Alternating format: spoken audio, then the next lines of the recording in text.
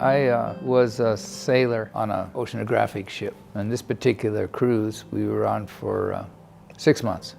But about 2 months into that trip, in this experience at sea, I had all my thinking stopped. And I needed to find out what happened. How did this happen to me? And so I started reading books, tried to find somebody to help me. And I found a book in the ship's library called Yoga. And he spoke about enlightenment and what happens to the mind. And it struck home.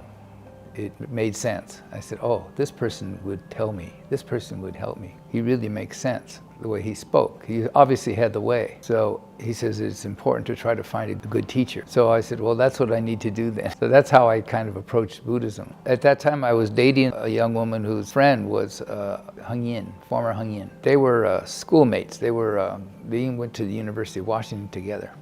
And they were roommates. So they were very close friends, and they'd always write each other. And she was writing about her experiences with this old Chinese monk who was enlightened.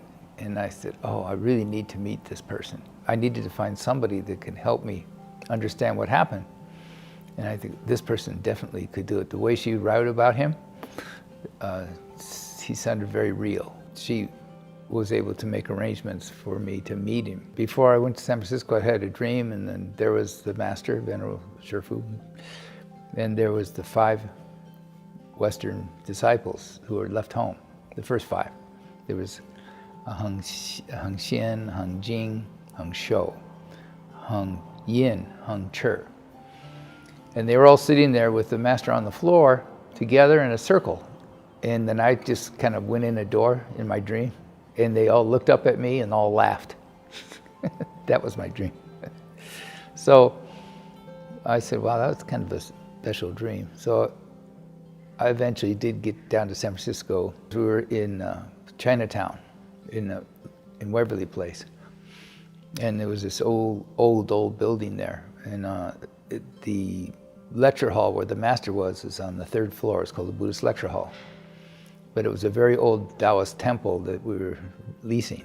They were leasing it. And you can only get to it through this old rickety staircase. So I started following former Heng Yin up the steps, and she turned and said, oh, by the way, you really need to want to be a Buddha if you wish to meet the master. I said, well, I don't even know what that means. I don't even know what a Buddha is. I never studied Buddhism. She says, oh, okay, come on, I'll show you. I'll introduce you anyway. So we went up to the top, and the master at that time was standing there with the other shamanis, and he was showing them how to fold the sitting cloth. And I didn't know what it was. I didn't know what he was doing. I just saw him folding a cloth. And then from Heng Yin, she could already speak Mandarin at that time. So she went up to him and said, this person wants to meet you. And Shifu just laughed. He says, him? What took you so long? That's what he said. That's how I met the master. But I could see in his eyes that he was true. I knew that he was very special, just intuitively. Because I saw his eyes, they didn't seem like they were connected to his body.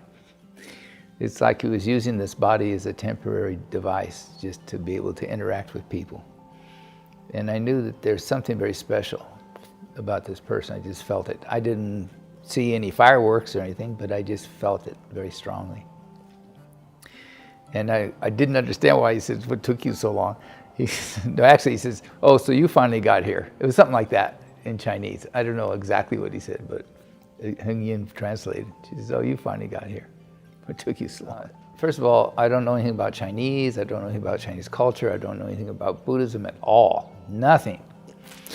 I had no background in it. They invited me to come to the lecture that night. So I went to the lecture. But at that time, it was in the early days, and nobody was really good at translating. They were just learning the Chinese themselves. But I didn't know what the Sarangama, I don't even know what a sutra is, how much the less Sarangama Sutra.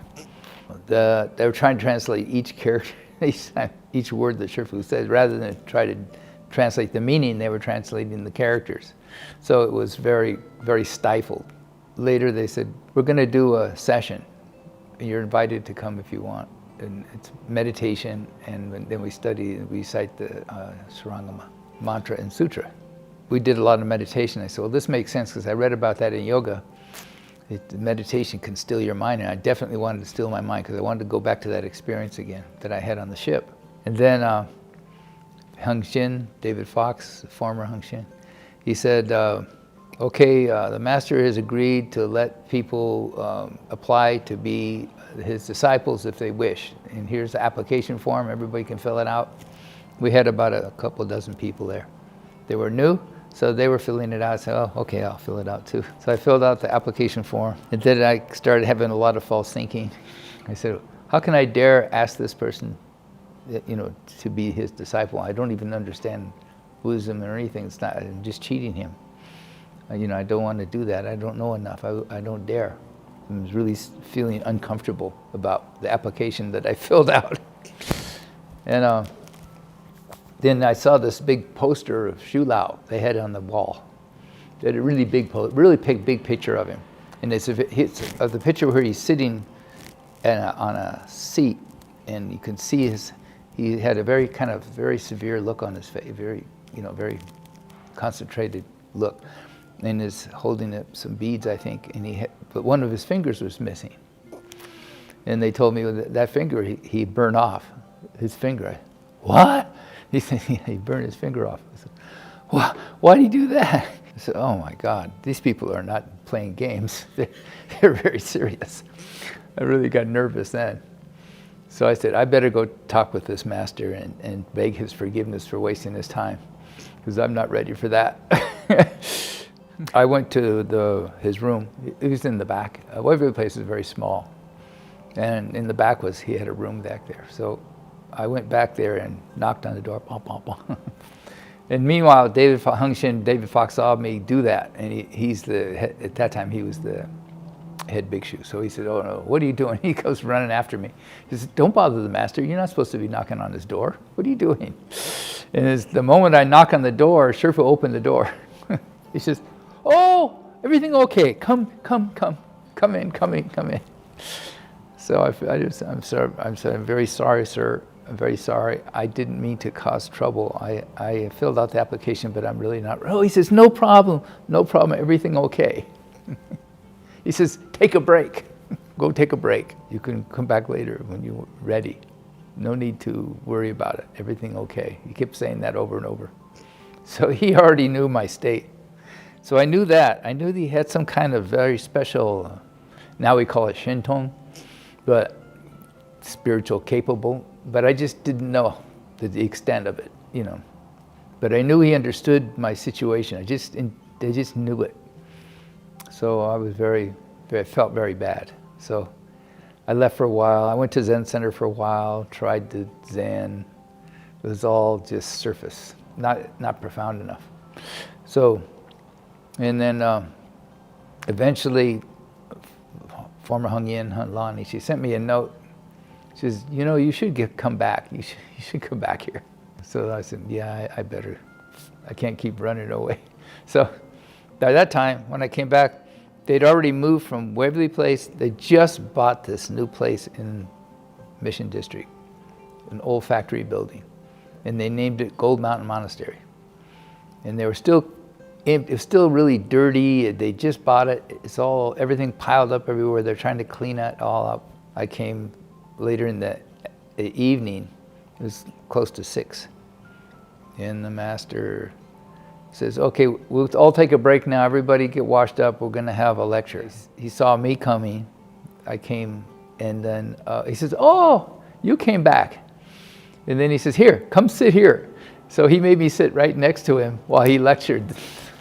I forget what he was lecturing. He said, maybe the 6 Patriarch Sutra or something. I don't remember. But because I couldn't understand it anyway. I felt so embarrassed. He made me sit right next to him while he's lecturing.